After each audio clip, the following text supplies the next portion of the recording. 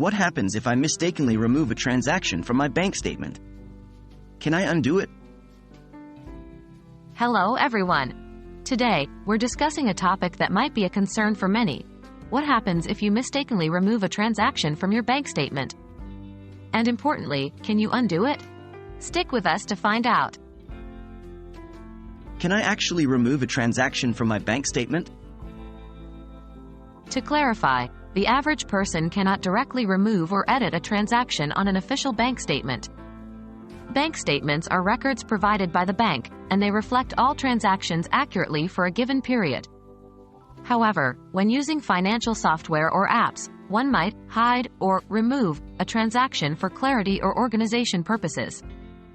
It's this scenario we are focusing on. What if I mistakenly remove a transaction in my financial app? If you're using an app or software to manage your finances and you mistakenly remove a transaction, 1. Don't panic. Most apps have a way to restore or unhide transactions. 2. Check the software's history or log feature.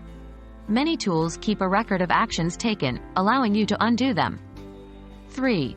Search or filter options might help. Maybe the transaction isn't deleted but just hidden from view.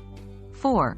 As a last resort, you can manually re-enter the transaction if you remember the details or refer to the original bank statement. Why is it essential to ensure transactions are accurate? 1. Accurate tracking. To ensure you know where your money is going and for budgeting purposes. 2. Tax purposes. Accurate records ensure that you report correctly during tax time. 3. Reconciliation. When checking your statements against receipts or other records, discrepancies might arise if transactions are missing. In the world of digital finance management, mistakes can happen. But with the right steps and knowledge, these can be easily rectified. Always ensure your records are accurate and reflect your bank statements. We hope this video has been enlightening, and remember to double-check before making any changes to your financial records.